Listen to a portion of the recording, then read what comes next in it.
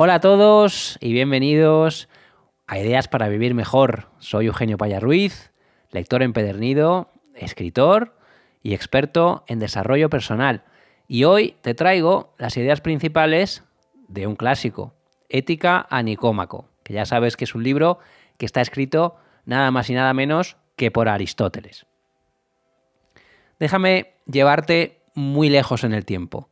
Imagínate, por un momento, que somos capaces de meternos en una máquina del tiempo y retroceder más de 2300 años.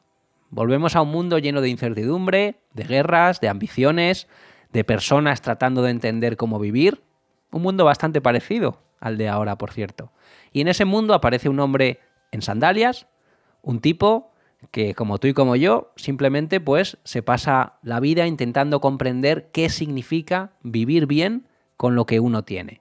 Ese hombre se llamaba Aristóteles y un día se sentó a escribir un libro, un tratado que seguimos utilizando incluso sin darnos cuenta. Ética a Nicómaco, este libro que tengo por aquí. Lo escribió pensando en su hijo, pero también lo escribió de alguna forma pensando en todos los demás, aunque obviamente él jamás podría haber imaginado la trascendencia que ha tenido ese libro. Lo revolucionario no fue el libro en sí, lo revolucionario fue las preguntas que ese libro originó. ¿Cómo podemos vivir bien? Esa es la primera de las preguntas. No cómo podemos vivir perfecto, ni cómo podemos vivir sin cometer errores, ni cómo podemos vivir sin ansiedad, sin dudas, sin miedo. No. ¿Cómo podemos vivir mejor? No vivir para impresionar, no. Vivir mejor, punto. Punto. ¿Cómo se vive bien? ¿Cómo se vive bien de verdad? Porque hasta ese momento, en la antigua Grecia, la ética era un juego de ideas abstractas. Era como perseguir un espejismo en mitad de un desierto. Es bonito de ver, pero imposible de atrapar. Era todo muy abstracto, muy elevado. Y Aristóteles mira alrededor, observa el mundo real, observa cómo vive las personas normales y comunes, personas que aman, que sufren, que se frustran, que luchan por salir adelante, y dice, vale, ya hemos tenido suficiente teoría, ahora quiero entender y llegar a comprender algo distinto. ¿Qué hace realmente una persona cuando está en su mejor versión? ¿Cómo llega a esa mejor versión y qué es lo que pasa entonces? ¿Qué cosas repite esa persona todos los días? ¿Qué cosas evita? ¿Qué pequeñas decisiones van construyendo una vida que se hace cada vez más grande? Una vida que puede mirarse sin vergüenza y que puede dar el mejor ejemplo posible alrededor. Y de esas preguntas nace lo que hoy llamamos la ética de la virtud.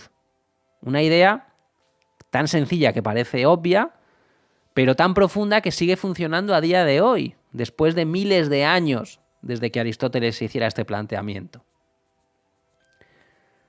Lo primero que hay que entender es que el bien no es un concepto, el bien es el camino. Un camino que se va recorriendo cuando repetimos ciertos actos. Un camino que solamente nosotros podemos andar individualmente, no podemos hacerlo en grupo. Cada persona tiene que ser responsable.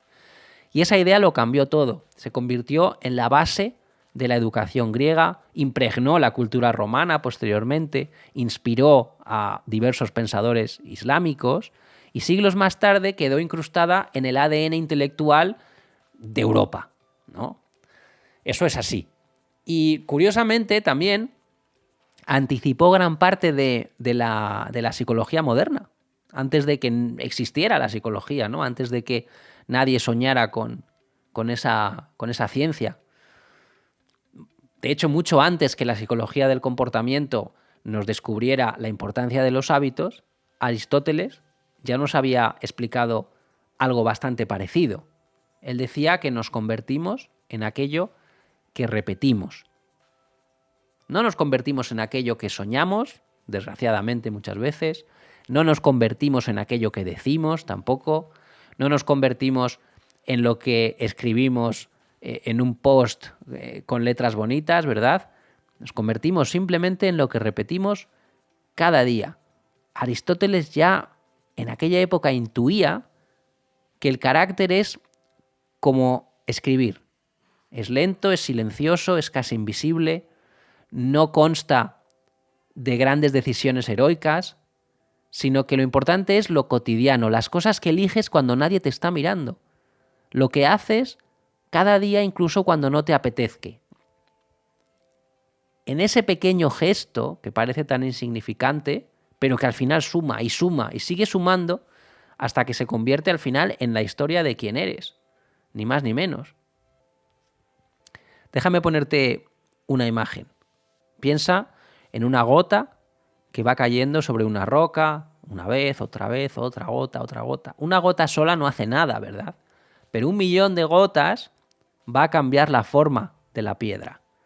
Pues así nos dice Aristóteles que funciona el carácter. Nuestro carácter es una acumulación, es una sedimentación de gestos pequeños que un día de pronto te convierten en una persona capaz de decir: esto no lo quiero, esto sí lo quiero, hasta aquí puedo llegar, quizá lo voy a intentar otra vez.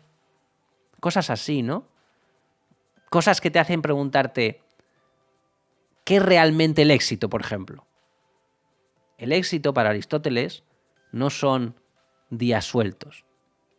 El éxito es la tensión entre lo que eres ahora y lo que podrías llegar a ser algún día. Entonces, medir el éxito por el resultado es como, por ejemplo, juzgar una novela por una frase. Lo importante no es ese día brillante que todos tenemos, ni ese día asqueroso que todos tenemos también. Lo importante es la dirección. Lo importante es si te estás acercando, te estás alejando o estás construyendo algo importante que te lleva a donde tú quieres. Tu vida no va a cambiar por lo que dices en voz alta. Tu vida no va a cambiar por lo que sueñas en silencio. Tampoco va a cambiar por las promesas que haces en Año Nuevo, ahora que nos estamos aproximando a las fechas clave de la Navidad, ¿no? Tu vida cambia por aquello que haces.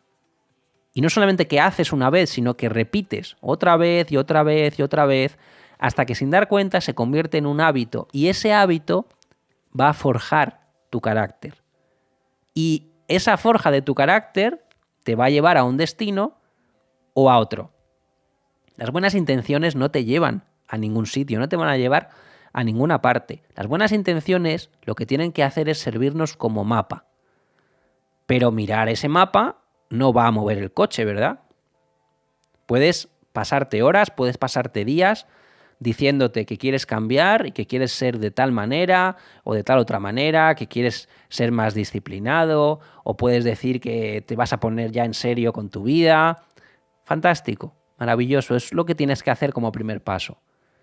Pero el universo tiene una paciencia infinita. El universo escucha tus planes y no pasa nada, simplemente espera. ¿Espera a qué? Espera a que hagas algo. Porque lo que va a cambiar tu vida no es que tengas un mapa claro de lo que quieres, sino que tomes esa decisión de girar la llave de contacto, de arrancar y de empezar a moverte. Y da igual que avances 1 metro o que avances 100. Lo importante es que no dejes de moverte nunca. Y cada gesto que hagas, cada cosita pequeña que hagas va a dejar una huella. Va a dejar una huella. Va a dejar el terreno un poco más firme para mañana o un poquito menos firme. Cada acto que hagas egoísta lo que va a hacer es soltar una pequeña tuerca interna. Y no te vas a dar cuenta porque esa tuerca no se oye, no vas a ver que nada se caiga al suelo, no te va a aparecer un mensaje de advertencia cuando hagas eso, pero tienes que saber que la tuerca se va a aflojar. Y si mañana no aprietas esa tuerca se irá aflojando un poquito más. Y pasado mañana, otro poquito más. Hasta que, de repente un día, pueden pasar años, de repente tu vida empieza a ir mal por motivos que no entiendes y no sabes por qué, y no sabes de dónde viene el ruido, no sabes de dónde viene la enfermedad, no sabes de dónde viene la falta de propósito. Pero es que viene de ahí, de ese milímetro de desvío que has repetido durante años y años y años. La gente no se derrumba de golpe. La gente se va desviando despacio del camino que en realidad quiere seguir. Una concesión, otra concesión, una excusa, otra excusa, hábito tras hábito, cosas que nos parecen muy inocentes, hasta que de golpe ya no nos parece tan inocente. Aristóteles nos dice algo que nos cuesta muchísimo aceptar como seres humanos. Nos dice que las emociones no están en nuestra contra, que las emociones no son unos demonios internos que llevamos todos, no son fallos de nuestro sistema como seres humanos. No son enemigos. Las emociones no hay que encadenarlas, no hay que taparlas, no hay que atarlas. Las emociones son nuestra materia prima, una materia prima. Son energía. Son señales, si quieres. Pero claro, sin dirección, sin límites, sin entrenamiento, esas emociones se desbocan. Piensa, por ejemplo, en la ira. La ira sin control es dinamita, una chispa y explota todo. Todos lo conocemos, ¿no? Esa presión en el pecho, ese calor en la cara, esa urgencia por soltar lo primero que se nos pasa por la cabeza cuando estamos en ese momento de ira. La ira impulsiva arrasa con todo, no es racional, no piensa, no pregunta antes de actuar. El que está sujeto a la ira no calcula el daño que va a hacer a los demás. Pero esa misma ira, cuando la pasamos por el filtro de la razón, cambia de forma. Entonces es una ira templada. ¿Y en qué se convierte? En valentía, por ejemplo, o en dignidad. Se convierte en una fuerza interna que nos permite decir, esto no, aquí no, conmigo no, esto es un límite. ¿Se entiende? La ira sin razonamiento destruye. La ira con razonamiento protege. Pasa lo mismo con todas las emociones. Con el deseo también pasa lo mismo. El deseo no es un enemigo del ser humano. El deseo señala, el deseo invita, el deseo nos apunta hacia algo que podría hacernos bien, en principio. Pero si el deseo es el que manda y le damos total carta de libertad, si el deseo es lo que va a decidir por ti, o si va a exigir que tu conducta sea X o Y, entonces ya no te está guiando. Entonces el deseo te está esclavizando. Todas las emociones, todas, tienen dos caras. Pueden elevarte o pueden hundirte. Pueden construir o pueden destruir. Y la diferencia no está en sentir esa emoción o no sentirla, está en cómo gestionamos esa emoción. No, la diferencia no es si la escuchas o no, la diferencia es si la obedeces o no. Aristóteles decía que cada virtud es una cuerda tensada entre dos extremos. El exceso, tenemos el extremo del exceso, ¿verdad?, que es muy seductor, y el defecto, que es muy cómodo. Vamos con otro ejemplo, el coraje. La gente cree que ser valiente es no tener miedo. Claro, quien no teme nada no es un héroe, es un inconsciente, es un peligro. Es una chispa a punto de incendiar un bosque, ¿no? Alguien que no tiene miedo a nada es un peligro. Claro, nos vamos al otro extremo. Quien teme a todo no es una persona prudente, es una persona que vive encerrada en una jaula que ella misma mantiene cerrada. Entonces, ¿dónde está la virtud aquí? ¿La verdadera valentía cuál es? Pues es sentir miedo y aún así hacer lo que corresponde. A veces eso que corresponde será enfrentarte con alguien, a veces eso que corresponde será apartarte de alguien, a veces habrá que decir sí cuando todo en ti dice no, o habrá que decir que no cuando todo el mundo espera que digas que sí. Va variando, va cambiando. Va cambiando. Nunca el centro se va moviendo. Cada día, con cada persona y con cada situación. No hay una fórmula establecida, perfecta. No hay un manual. Olvídate. Pero hay que entender esta idea, aunque no haya fórmula, hay que entender esta idea de los dos extremos. Hay que estar siempre bailando entre esos dos extremos. Otro ejemplo te pongo, la generosidad. Si te vas al extremo de dar demasiado, te vas a quedar seco, ¿no? Te vas a quedar sin nada. Pero si das demasiado poco, te conviertes en una persona mala. La virtud es un baile, es un equilibrio inestable, continuo. Por eso, la vida es un trabajo artesanal. Como un arquero que afina su arco milímetro a milímetro. Pues es lo mismo pasa con la virtud, que es un oficio. No es una ideología, no es una norma que si la sigues entonces vas a ser virtuoso. Es un entrenamiento en la vida. Y el libro también habla de la felicidad. Nos dice que la felicidad no es un lugar al que tú llegas, no es un premio que consigues después de haber hecho no sé qué, ni un trofeo que te dan cuando has cumplido determinadas cuotas, ¿no? Tampoco es una llave secreta. Simplemente la felicidad, nos dice, es una forma de vivir y sobre todo, la felicidad es una decisión personal. Una decisión personal y una decisión diaria. La felicidad no depende de cómo te sientes cada día. Porque ya hemos dicho, las emociones van y vienen. Son un poco como el clima, ¿no? Hoy toca sol, mañana toca tormenta y pasado mañana, pues quién sabe. A lo mejor tocan nubes o a lo mejor vuelve a hacer sol. Pero la felicidad es algo que permanece cuando tus decisiones permanecen. Cuando haces las cosas que sabes que debes hacer, aunque no tengas ganas de hacerlas. Por eso es tan importante la disciplina. Porque la vida no te lo va a poner fácil. Eso es así. A nadie se lo va a poner fácil. La comodidad no es felicidad, olvídate. La euforia tampoco es felicidad, aunque mucha gente los confunda. Y sobre todo el placer no es felicidad. Ojo con estas tres cosas que se confunden mucho con la felicidad. La felicidad, según Aristóteles, nace de algo más profundo. Nace de un carácter estable. De una persona que intenta actuar bien. No hace falta que sea un héroe, no hace falta que surjan fuegos artificiales a su alrededor, por supuesto que no. No hace falta que el público le aplauda, simplemente de una persona que hace lo correcto. Lo correcto.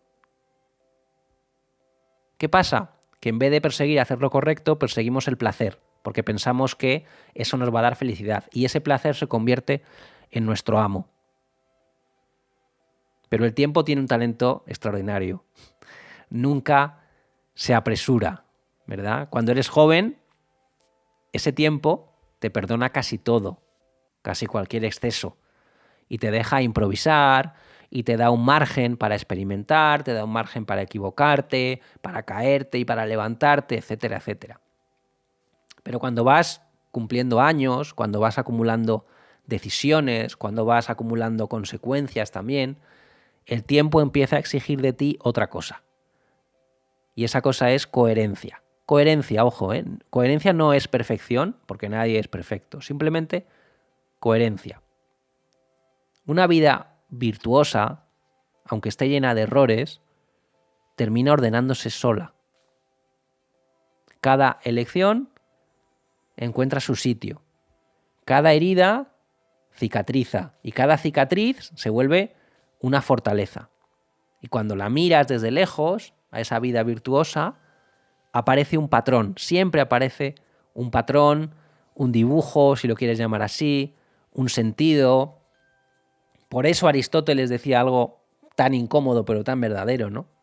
Nadie debería llamar feliz a alguien o infeliz antes de que la historia termine, antes de que su vida termine. Porque mientras sigues vivo, todo puede girar y todo puede cambiar. La virtud, con el paso del tiempo, puede flaquear. Los hábitos pueden romperse también. Por supuesto, lo hemos visto muchas veces en muchas personas. Las circunstancias te pueden cambiar varias veces en una semana. Es que es así, la vida es así. Por eso la felicidad no puede ser un estado constante. La felicidad tiene que estar en el ritmo, tiene que estar en la melodía constante que te va acompañando, no solamente en los grandes momentos, sino en las cosas pequeñas. Y cuando por fin llegue el final verdadero, la muerte, entonces solamente nos va a quedar una pregunta real que hacernos, ¿no? ¿He expresado lo mejor de mí mismo todo lo que he podido? La pregunta no es si fuiste perfecto, la pregunta no es si te admiró la gente más o menos, la pregunta no es si nunca te equivocaste o si nunca te caíste, no. ¿Fuiste honesto cuando era más fácil engañar a otra persona? ¿Sí o no? ¿Fuiste valiente cuando tenías miedo? ¿Sí o no? ¿Fuiste íntegro cuando nadie miraba? ¿Sí o no? ¿Cuidaste a la gente que dependía de ti? ¿Sí o no? ¿Actuaste con justicia incluso cuando no te convenía actuar con justicia? ¿Sí o no? Estos son el tipo de preguntas que nos dice si alguien es virtuoso o no. No el instante brillante. La felicidad es un relato coherente en una vida. Un relato que cuando se cierra el telón, pues puedes mirar con cierta dignidad y decir, oye, ha sido una buena vida. Ha sido una vida que merece ser contada. Eso es vivir bien, según Aristóteles, que por cierto no escribió este libro para héroes, no lo escribió para santos tampoco, lo escribió para personas reales, lo escribió para personas que tenían una vida y tenían miedo y tenían defectos y tenían sueños, personas como tú y personas como yo. Y ese mensaje sigue siendo revolucionario 2300 años después. Tu destino no está escrito, tu carácter no está fijado. Tu vida no está decidida. Cada día, con cada gesto, con cada decisión, con cada milímetro de ajuste o de desajuste, puedes acercarte a la persona que deseas ser o puedes alejarte de la persona que deseas ser. Pero no esperes tener claridad absoluta. No esperes a estar motivado. No esperes a que la vida te empuja. No, porque no es que no lo va a hacer, no te va a empujar. Simplemente arranca ese coche metafórico, gira la llave de contacto y empieza, porque la vida buena no va a llegar de la nada. La vida buena la vas a tener que practicar. Momento a momento, la vas a tener que practicar hábito a hábito y día tras día. Hasta que un día descubras que ya no estás haciendo lo correcto, sino que te has convertido en alguien que es lo correcto. Y ese momento es lo que nos dice Aristóteles, que nos lleva a experimentar la mayor sensación de libertad que un ser humano puede conseguir. Bueno, espero que este episodio te haya inspirado y que te lleves al menos una idea, para poner en marcha hoy mismo. Y si quieres seguir profundizando en todo esto y en más cosas, pues déjame contarte que tienes disponible el volumen 1 de mi nueva colección de libros. Se llama Secretos para Vivir Mejor y es un compendio de las ideas y de las herramientas prácticas que tocamos en este podcast para que puedas tenerlas por escrito, para que puedas repasarlas, para que puedas aplicarlas en tu día a día y para que empieces a dar pasos reales hacia esa vida que deseas. Lo tienes ya disponible y te dejo el enlace directo en la descripción para que le puedas echar un vistazo sin ningún tipo de compromiso. Gracias de verdad por estar al otro lado. Si este episodio te ha aportado valor, te pido que por favor lo compartas con alguien a quien también pueda ayudar. Suscríbete al canal, por supuesto, y sigue al podcast en Instagram. Y ahora sí, me despido. Un fuerte abrazo y hasta la próxima.